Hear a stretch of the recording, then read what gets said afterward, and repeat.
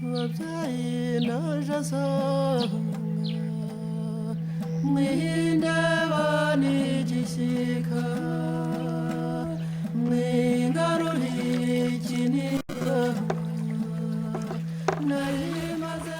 Rwanda in 1994, over 800,000 Tutsis and moderate Hutus were killed in a genocide that lasted 100 days.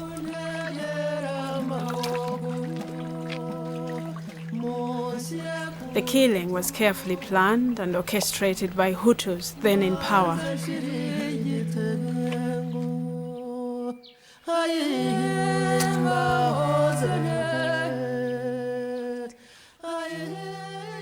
Daphrose Mukarutam was one of the survivors.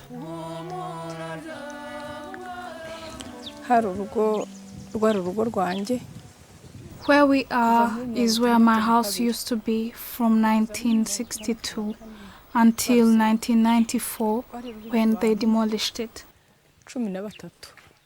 There were 13 people in this home, 11 children, me and their father.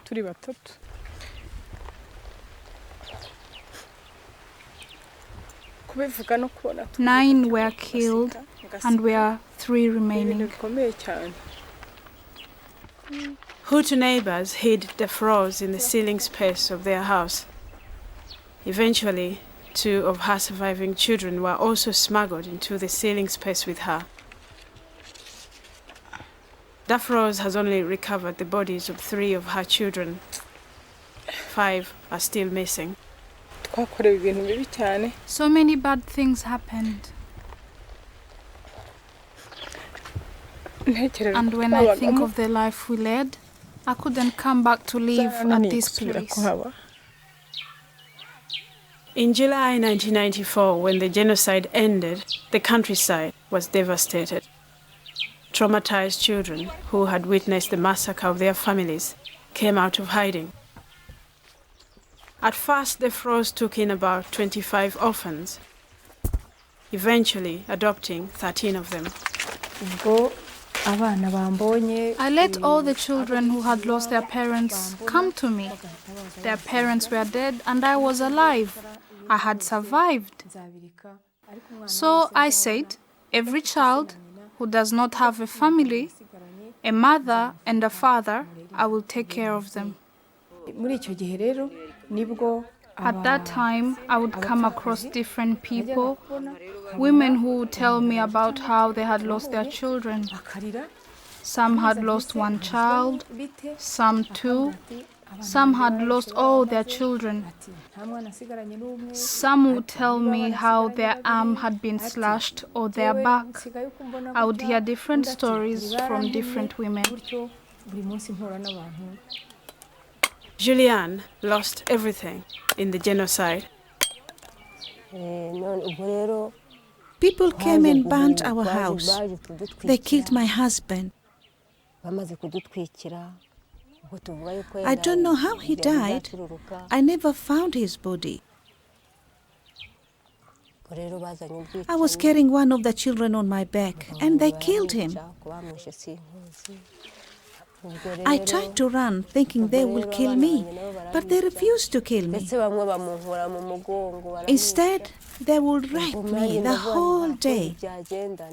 They forced my legs apart, different men all the time. They took me to a valley where they killed people. One man told me to lie on top of the dead bodies. One of the killers forced my head under bodies, as if to make me eat them. He pushed my head right into the bodies. Other women suffered from different forms of violence and humiliation. A man came and said, Rwanda, everywhere there's Tutsi woman, we should do what we want with her. Then he removed his shorts and threw them away. He exposed his private parts and told me to kiss them. When I refused, he beat me with a machete on my back. It hurt so much. Then I kissed his private parts. Our husbands had died. All our property was destroyed. Our houses were burned down. No one was there to take care of us. So we decided to set up an association and see how we can go forward. Daphrose was determined that, against the weight of tradition, the women should take control of their lives. I decided that the best thing to do was to go and see the local leaders and ask them to gather all the widows together in one place. She was like a husband to us. She was not in a position to give us back the children we had lost, but she gave us good heart. The first meeting was in September, but nothing much took place because people were crying, crying, and crying. I told them to stop crying, but they couldn't stop, and we ended the meeting without saying anything. I said to everyone, each time we come together, we all cry, and when we cry, we try to console one another. We should name our association Duhozanye, which means consoling one another. The main problem was accommodation, so the women decided to build themselves houses. Traditionally, women were not supposed to climb and build houses. But what could we do? There were no men, no money. A problem was that it was a taboo for women to wear trousers, and there were none. So we advised women to build at night when the children were asleep. During the day, we would make the mud bricks and keep them until evening. None of us were builders, so some of the houses were bent, some of them ramshackle. So all the time we had to repair them. But they were very useful to us. We only had so many in each sector, but because we had love for one another, we shared them. Among the original 60, there are very few that are still standing. We started other activities. One of our objectives was to live happily. The second was to find some way of making money. By 1999, we had completed the house building project. The government knew us. We decided to start looking for funds to build our own offices. Daphrose and I would go to the ministries. She would bring up the idea and we would build on the idea. Everywhere we got a positive response. We feared nobody. We went for it. They did get their office building, and with Daphrose and Speciose guiding the association, plans were made and projects were set up.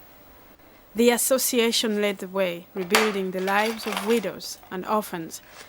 It played an increasingly important role in the community and gained recognition both within and outside of Rwanda.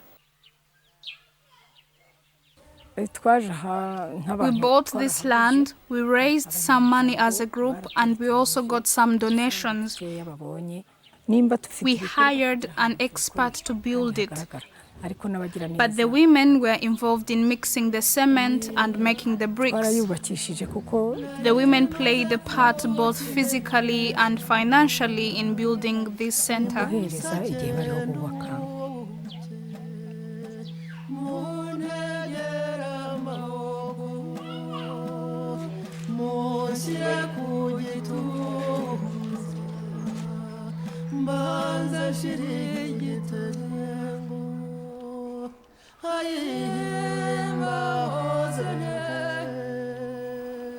Alongside their successes, the women take care to remember the loved ones they have lost, whose bodies continue to be recovered.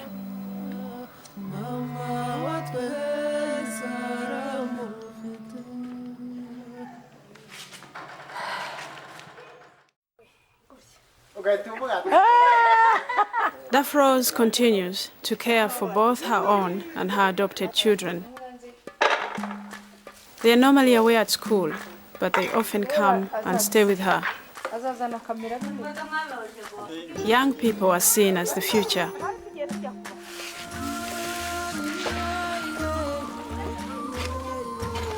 For them, the center which Duhozanye has built is a focal point, as well as being the hub of many other community activities.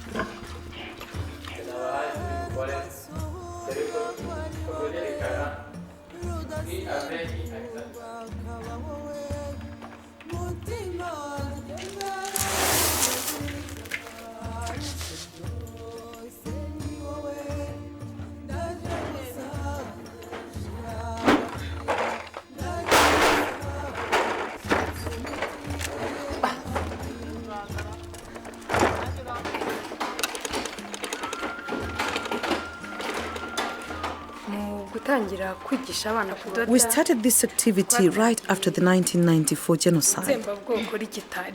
We had many orphans to look after.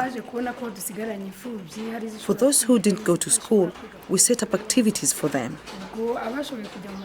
Those who could go back to school, they went back to school. The rest came here to learn. Those who could not read and write, we taught them how to read and write. And that's why we have a blackboard. Parents come and buy uniforms. Sewing is a profession they learn as young girls, and then they can go out and earn money.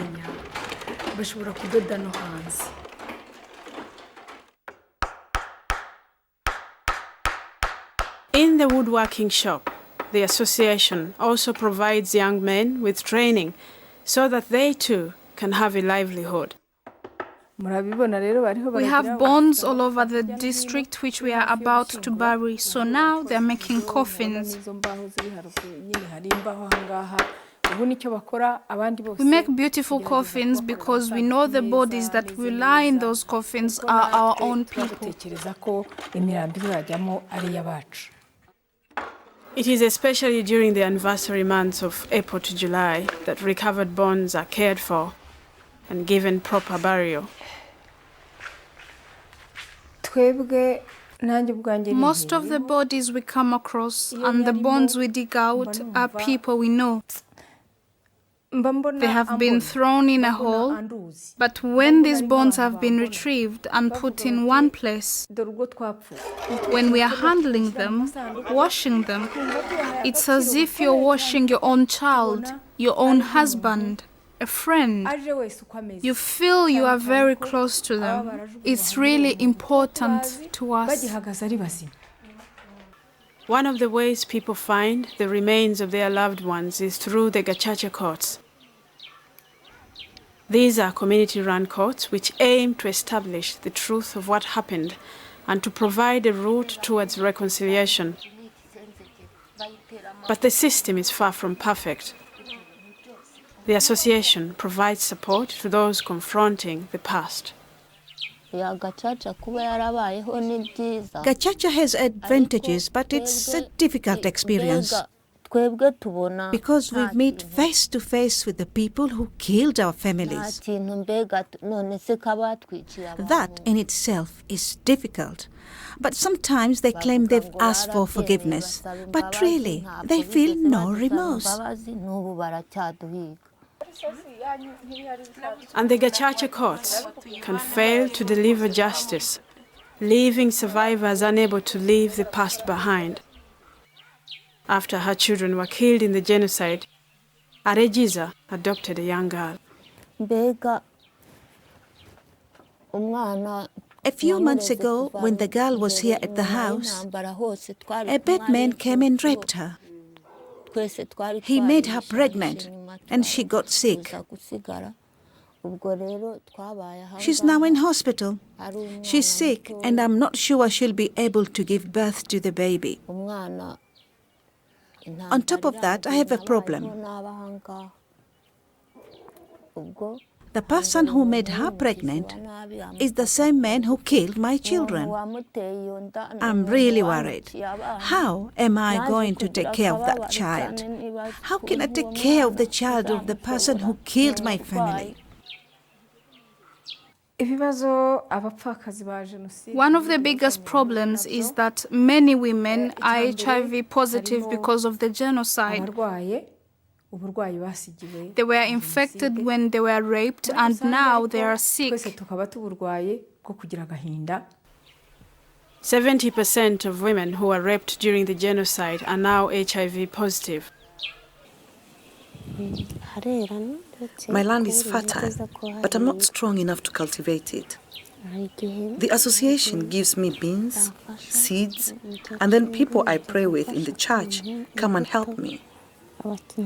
I had a cow, but I had to give it up when I was sick. Cows play an important role in the lives of the community. Those cows are very precious to us. We see them as our own children. We see them as our own friend. Traditionally, when someone gives you a cow, you feel so great and so happy. After the genocide, we lost hope that we would ever get a cow again because we'd lost our husbands and cows were usually given to men. It was very rare that cows were given to women. In 1999, the European Union donated money and the association bought 80 cows. We had agreed that the cows would go to those who had already planted grass and had somewhere to keep them. But then we had a contract with everyone. The first female calf her cow would produce would be handed on to the next person so that eventually everyone in the group would get a cow. Those cows are a poverty reduction program, but apart from that, they provide us with our time of enjoyment.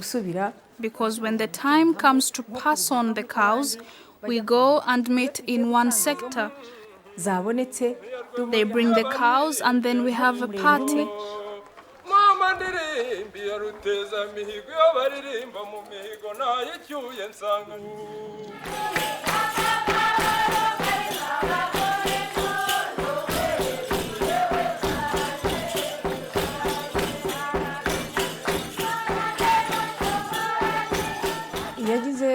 We used to think the role of women was to cook food, work at home, be at home. But now women are in parliament and they are doing a good job. For example, Speciose, she started as a coordinator for Duhozanye, and after seeing how strong she was, how important, how brave she was made mayor. After a short time, she stood for and was elected to parliament. We are happy that now women are being recognized.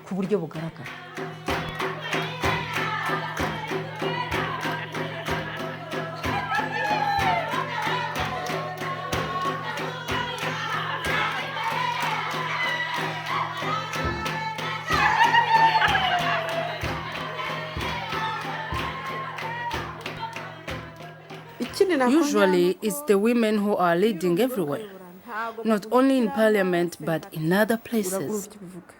They don't choose you because they sympathize with you. They just choose you because you are capable of doing the job. It's very important that Rwandan women be represented so we can change history. Now we are going to make sure that Rwandan girls have equal rights with their brothers, that they can go to school and they have the same knowledge. And it is not just here in Butare that women are taking on more roles. 48% of members of parliament in Rwanda are women. This is the highest percentage in the world.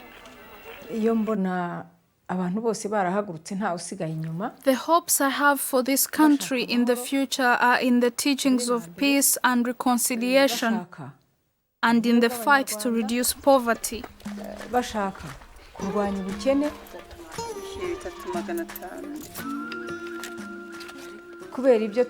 It's hard, but we are ready and we feel we will be strong. That's how we are in our life. Sometimes we are laughing. Sometimes we are happy. Sometimes we are crying. That's how we live.